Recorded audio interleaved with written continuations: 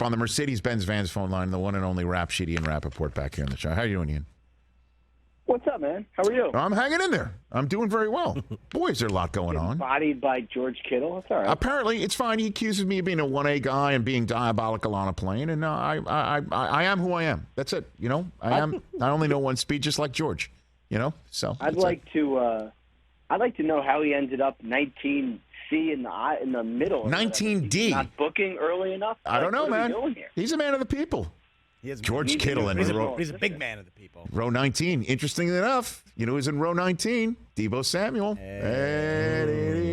What a segue. God, I'm good. Okay. Let's get into it, man. What's the Deebo situation? What's going on?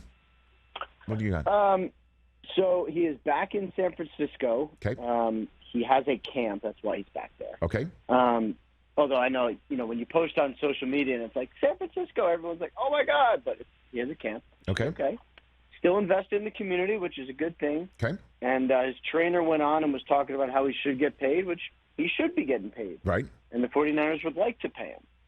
It's really just a matter of, do they get to the right number, and do they sort of show him a plan going forward where he is not going to be in a position to be worn down and have his career shortened, which I think was the worries before. Like, he is a dynamic player.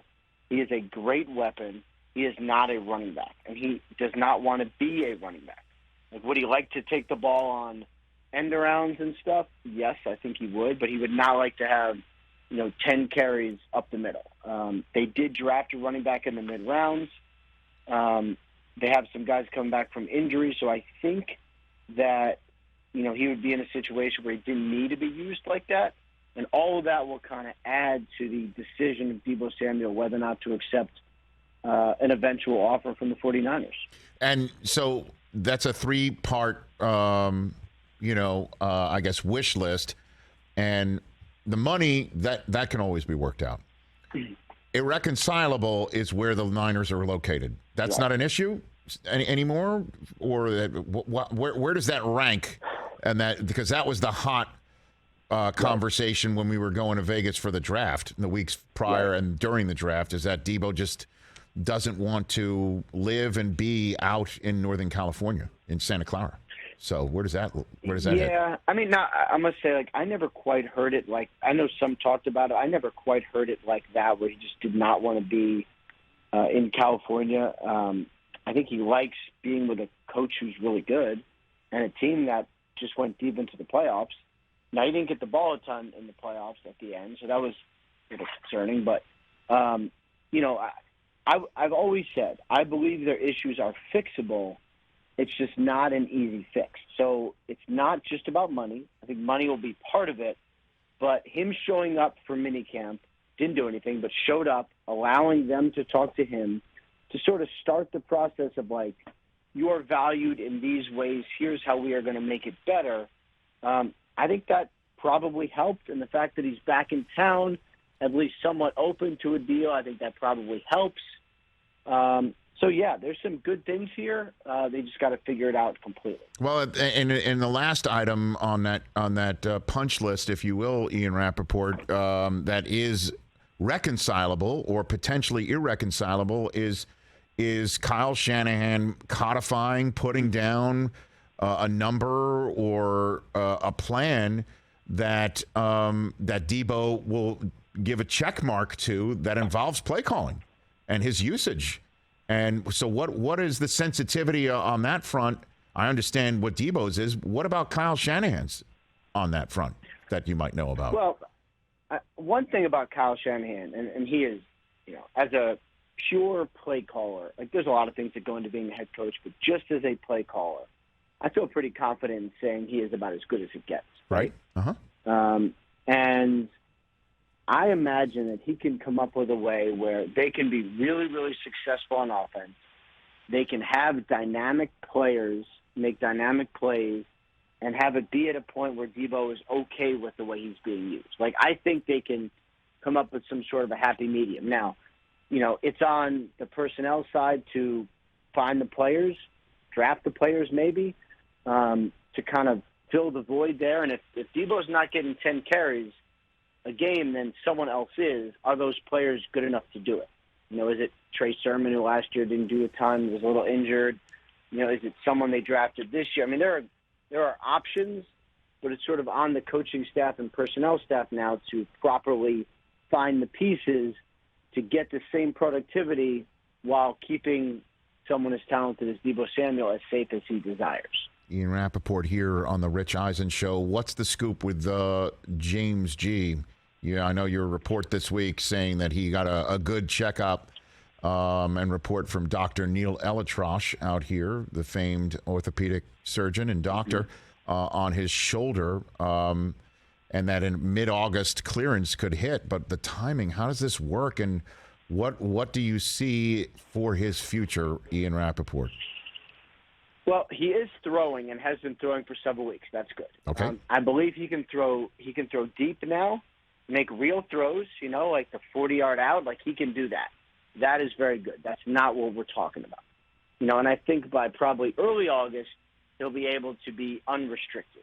What we're talking about is him being fully cleared, 100%, not worry about anything, make all the throws in practice, make however many throws a day, 100 throws, whatever it is a day, not have to think twice. That's really what we're talking about when it comes to full clearance. So my understanding is that comes in mid-August. So what that means is it's probably going to be till mid-August till we figure out where he's going. At that point, there's no obvious solution right now, no obvious solution. But what if someone is unhappy with a rookie? What if someone's team is better than they realized and they only have a weakness at quarterback? What if someone gets injured?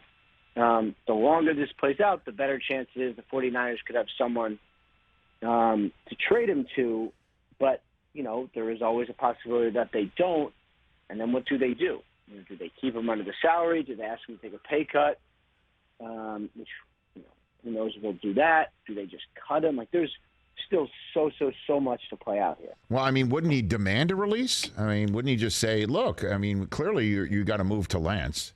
Clearly, right? And right. For every possible reason, I don't need to go further into it. And then that's the question, because a release would bring Seattle into the equation if they would ever want to make a late mid-August maneuver. If you're the 49ers, you know that if you cut him, Seattle's going to be called, right? I mean, once you assume that, right?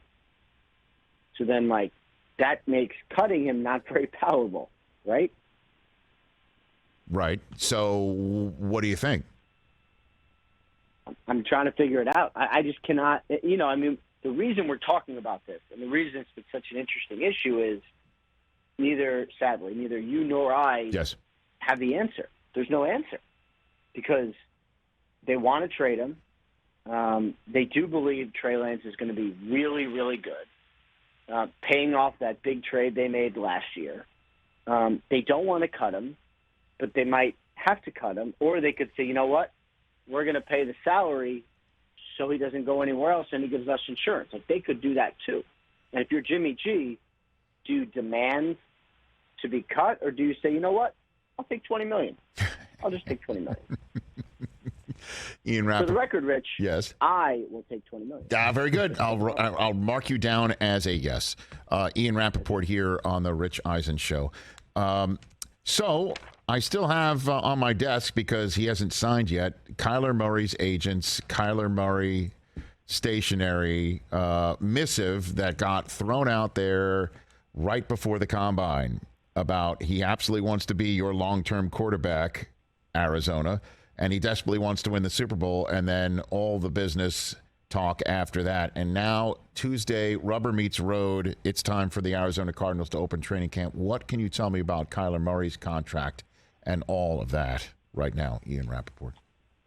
It does sound like they're having some conversations. It sounds like those have been somewhat productive. Is a deal going to get done in time for training camp? I don't know. But at least, all sides are kind of acknowledging / on the same page that, he's going to be there. He's going to be richly paid. An extension is something to discuss this year, not next year, for instance. So then it's just arriving at a number, and it's about negotiations. And to me, judging from where things stand, a deal can get done. the quarterback market is pretty well defined. So it's really just figuring out where he slot. I mean, there's so many big-name guys with big-time deals that, like, it's just a matter of slotting him in. I don't know if they'll be able to do it in time for camp, but to me, this is a deal that could get done. Well, I mean, the slotting in, if I'm an agent, I'm saying the slot is Deshaun Watson because my guy doesn't have a hearing and a suspension and lawsuits, and my guy hasn't required you to settle suits with people who haven't even sued you yet, and so on and so forth, and every penny's guaranteed. I mean, isn't that the way everyone? I imagine Lamar Jackson might be saying that to the Ravens. I mean, isn't that the way every quarterback's going to want to be slotted right now, Ian? Right, but our team's going to say, all right, well, we'll give you, $200 million fully guaranteed. Here's a check, NFL. We're going to do that. I mean, is Michael Bidwill going to write a $200 million check to the NFL? That's the problem is when it's fully guaranteed, really fully guaranteed, you have to give it to the NFL and put it in escrow so they make sure you have it, essentially. Kind of an old, antiquated rule, but it is what it is. Teams have not been willing to do fully guaranteed deals for quarterbacks, absent the Vikings and now the Browns. So if you're the Cardinals, obviously Kyler will ask for that, I assume, but is the team going to break precedent from what they've done in every other deal and say, all right, or is that the sticking point? Or do you say, you know what, we're not going to give you the full guarantee, but we will give you more than $46 a year. How about that? So there's ways to do it, but I don't know if they'll do the exact, say, Deshaun Watson fully guaranteed deal. So what are you hearing, though, in the conversations about Lamar and Kyler, and has the Watson contract affected all of this? What do you think? I understand that people can get creative, but what are you hearing on that ripple effect? I would say that has it affected things? Yes, because it is in the conversation. It is what everybody wants. Everyone wants to sort of mimic the fully guaranteed deal and make sure that when quarterbacks do deals that you get fully guaranteed money. I have not gotten the sense yet that teams are like, okay, you win, we lose, the contract will be fully guaranteed. I believe it'll be something that they'll negotiate for, and if you're a team, you're never going to give in any contract, you're not going to give them every single thing they want. You'll say, we're not going to do a fully guaranteed deal, but we'll give you this APY that you want. It's something to negotiate for, and I don't get the sense teams have said, okay, fine, this is now the market. Ian Rapoport here on the Rich Eisen Show. Before I let you go and do your NFL Network thing, what is the timing you're hearing on Deshaun Watson? I mean, because you've got to assume something's got to happen right now because training camp opens next Tuesday, and as long as the ruling from the independent arbiter, the judge, isn't zero, the league will have to then decide on whether upping it or reducing it, which I doubt. So there's lots of things left to be played out, even without the ruling just standing on its own. What do you think, Ian? What are you hearing? So I agree with you that everyone sort of thinks that that the verdict will be in before training camp. Problem is that although Judge Sue Robinson was jointly appointed by the NFL and the NFLPA, she doesn't really work on their timeline. She kind of works on her own timeline, kind of whenever she wants to do it. So, let's say in her mind she wants the two sides to come to a resolution. She can just wait. She really can. There's no reason to actually do anything. We all want it because we all would like, okay, football, let's go. But she doesn't work like that, And even though everyone involved has always believed that, a deal would get done or the verdict would be in before camp, there's no reason it actually will. So we're still going to wait. I mean, Monday would be a pretty good day to do it. But, again, we are on her timeline. She's not on ours. Wow. I mean, so nobody's basically saying – are you saying the judge really doesn't know training camp's opening Tuesday? And I mean, she knows, but why? But it's not material to her. It should be, don't you think? Know what I mean? It matters to me. Well, it matters to the Browns. It matters to the player in question. It matters to the teams. It matters to the league. It matters to literally everybody. Except her? Except her. Yeah. But, like, the only thing that matters to her is coming to a right and real and fair and accurate. But, I mean, all the briefs have been in for a week. I mean, okay. I assume they're very long. It takes a long time to read stuff. I never used to get through books when I was in school. And I guess then last quick one for you. So there are conversations still between both sides, if you will, to come to their own resolution? I have not heard that there's any substantive real conversations. I just know, I'm saying if she's going to wait, that would be one potential reason to wait. Ian, if they could do a deal. Thank you very much, Ian Rapoport. Greatly appreciate it. Let's chat again soon. If not, I'll see you in Canton. All right. All right, brother. Look forward to it, Rich. Take care. Right back at you at Rap Sheet, the one and only Ian Rapoport.